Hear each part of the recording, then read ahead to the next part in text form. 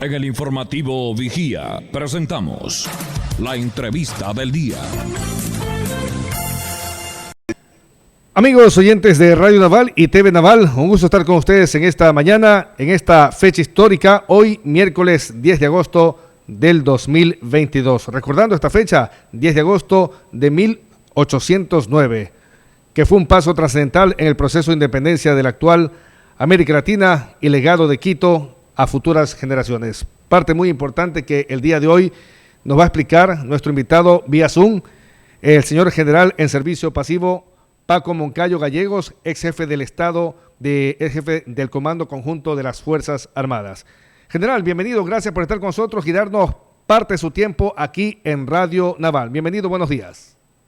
Un saludo afectuoso a usted, a Radio Naval, a todos quienes están en este momento conectados y escuchándonos. Me parece muy importante destacar estas fechas, no hay que dejarlas perder en el olvido, pero también hay que darles el sentido y la profundidad que ellas tienen. Ustedes cuántas veces a lo largo de la historia hemos hablado el 10 de agosto como el primer grito de la independencia, y no como lo que realmente fue un proceso revolucionario que comenzó en 1808 y terminó en 1812, o sea, un proceso que le costó a toda la región centro y norte de lo que hoy es el Ecuador alrededor de 3,000 muertos. Ahora, ¿por qué será que en Quito sucedió esto?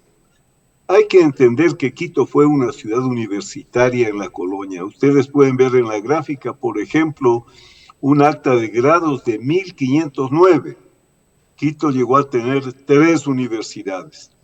A mí me gusta mucho hablar con documentos y hablar sustentando mis opiniones en fuentes creíbles y de gran prestigio. Miren lo que dice, por ejemplo, Eckhart Kidding.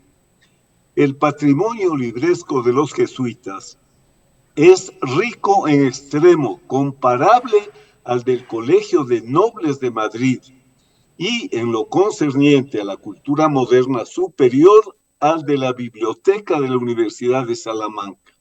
Mire esto, por ejemplo, aquí en el Ecuador no se sabe que hayamos tenido un nivel de bibliotecas y de cultura superior a la Universidad de Salamanca. Eso no lo dice un quiteño, un ecuatoriano, no es un afán de exagerar las cosas, son documentos que allí están escritos. El otro tema es que esta ciudad fue una ciudad de una enorme rebeldía desde el inicio mismo de la época colonial. Entonces, saben, la revolución de las alcabalas, la revolución de los estancos.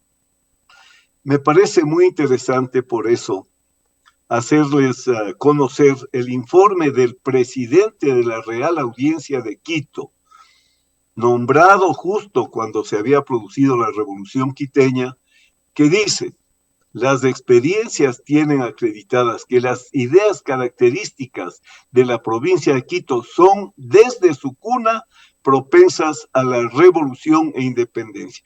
Esto dice, no Paco Moncayo, esto está escrito en el informe del presidente Joaquín Molina al rey de España cuando viene a posesionarse como presidente. No puede hacerlo porque Quito está sublevada y tiene que irse a Cuenca a ejercer desde Cuenca esa función. Entonces, el reconocimiento, sujeción y soberanía es y ha sido siempre como un yugo duro e insoportable que han procurado sacudir. Pero miren lo que dice, ¿no? El espíritu que ha animado a los padres, la leche que ha alimentado a los hijos, esto en lo que fundan su soñada felicidad, esto por lo que suspiran. O sea, una ciudad de gente rebelde, de gente que tenía como una cultura el no soportar el dominio, el autoritarismo, en fin, de su condición colonial. Y por supuesto, hubo un pensador que era tan formado en el pensamiento europeo de la Ilustración, que fue el que inició aquí. Por ejemplo, Eugenio Espejo es el primer periodista en el Ecuador. ¿Por qué? Porque él fundó el primer periódico Primicias de la Cultura de Quito. Bueno, pero miren esta comparación. Le juzgaron por rebelde, murió ya en la cárcel, salió ya para agonizar de la cárcel, pero vean cómo le comparan. Con lograr un trastorno político habría conseguido igualar su suerte con la de Marat. Marat fue ese gran revolucionario francés y le comparan pensadores, escritores de la época, entonces Eugenio Espejo con Marat, nada menos. Allí está el documento, hay que hablar siempre con documentos, ¿no? De cómo ya en la ciudad de Quito en 1794, la gente estaba deseosa de libertad y comenzaron a publicar en las paredes, en las iglesias, estas pancartas, ¿no? Diciendo pues que bajo la protección de la cruz quieren ser libres. Entonces, ahí está el informe, ustedes ven en el cuadro el informe que hace la autoridad sobre esta novedad de que los quiteños estaban cansados de la sumisión y querían ser libres. Igual salían pasquines, y de todo esto hay documentos, hay informes. No es que los quiteños se inventan para que solo fue un grito, no, este fue un proceso revolucionario con fundamentos filosóficos, políticos de primer orden. Igual, Manuela, la hermana del prócer de la independencia, cuando fue juzgada, en el informe dicen que lo que intentaba Eugenio Espejo es de establecer un gobierno popular o democrático y cuyo objeto era el trastorno del Estado y la ruina de la religión. Esto es cuando Manuela hace un reclamo por las sanciones puestas a su hermano. Otra cosa que sí. Sí, en todo caso, pues, en toda esta historia que usted nos está dando, y en realidad le agradezco porque estoy aprendiendo mucho de esta charla histórica que usted me está dando justamente con lo que tiene este gran material. ¿Se podría decir que hubo muchos protagonistas en este hecho histórico del 10 de agosto, general? Pero por supuesto, mire, le hago notar una cosa. José Mejía Lequerica, que era cuñado de Eugenio Santa Cruz y Espejo, fue el mejor parlamentario en las Cortes de Cádiz. O sea, un quiteño joven que va a España y en Cádiz es considerado como uno de los mejores legisladores. Como decían, pues, que tenía conocimientos tan amplios de política, de medicina, de varias ciencias, que se quedaban admirados los españoles de que un quiteño de estas lejanas montañas sea un doctor en todos los temas, ¿no? Y como dice el informe de Marcelino Méndez Pelayo, no dice Paco Moncayo, no dicen los quiteños, por eso el Colegio Mejía lleva ese nombre, ¿no? Vea, desde sus primeros discursos, Mejía arrebató a todos los diputados americanos la palma de la elocuencia, y si su prematura muerte no hubiese agotado tantas esperanzas, sería hoy venerado como una de las glorias de nuestra tribuna, puesto que a ninguno de nuestros diputados reformistas cedía en brillantez de ingenio y rica cultura, y a todos aventajaba en estrategia parlamentaria. Entonces, esto que le presento es para hacerles notar que no es que el 10 de agosto nació por generación espontánea, ¿no? Había una formación política en la mejor cultura española, entonces, en la mejor cultura europea, francesa. Interesante, así es. Ahora, en general, de este importante resumen que usted nos ha dado pues en esta mañana, en este miércoles, una fecha histórica, 10 de agosto, así es. ¿Cómo en sí termina todo? ¿Cómo termina esta revolución en Quito exactamente, mi estimado general? Bueno, mire, aquí les estoy presentando otro documento. Sí. De los barrios de Quito, no estamos hablando una historia inventada, pero mire lo que dice el barrio de San Roque cuando les convoca la sublevación a los demás barrios. ¿Hasta cuándo mantenemos vejados, humillados la argolla de la ciega servidumbre? ¿Hasta cuándo sufrimos la vara ajena sobre nuestras espaldas? ¿Hasta cuándo seremos abatidos feudatarios de unos injustos señores a los que nada debemos? Esto se publicaba en los días anteriores al 10 de agosto, o sea, no fue una cosa improvisada ni de los marqueses. Este es la convocatoria que hace el barrio de San Roque a los demás barrios de Quito para lo que sucede pues el 10 de agosto. Y vea lo que dicen: no hay rey, no hay legítimo dueño, no hay padre, no hay señor, no hay herederos. ¿Cuántos mitos de lo que se ha hablado y se ha dicho de la revolución quiteña queriendo convertirla en un caso de algo superficial? Eso no fue así. ¿Qué dicen todos los virreyes? Pueblo infame, infractor de la religión de vuestros padres, traidor a la obediencia al más legítimo y amable de los soberanos, y le amenazan, ¿no?, con una guerra desoladora a los insurrectos por su espíritu revolucionario. O sea, era una revolución, no era un simple grito dado por unos cuantos marqueses, como algunos se atreven a decir de esta revolución.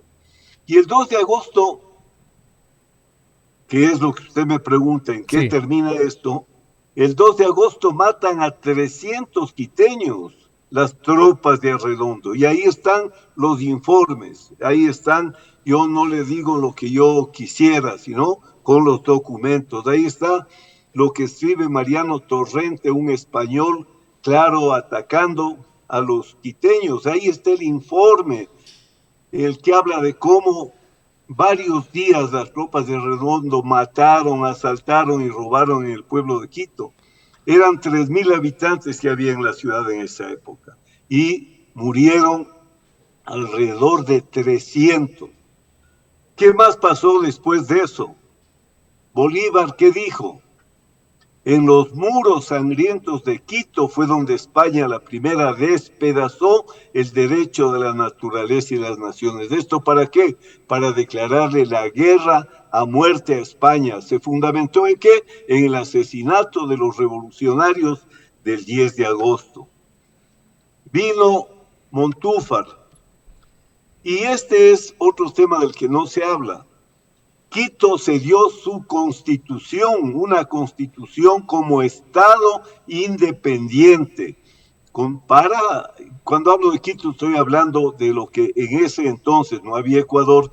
Quito era una real audiencia de España, ¿no? Tuvimos una constitución en la que dice, como ven ahí, el Estado de Quito es y será independiente de todo otro Estado y gobierno en cuanto a su administración, etcétera. Entonces, el 10 de agosto tiene estas características. Primero, una élite quiteña formada en el pensamiento más avanzado de Francia, un pueblo quiteño rebelde, un llamado a romper con España, una terrible represión a los independentistas, la creación de un Estado y la resistencia de este Estado hasta 1812.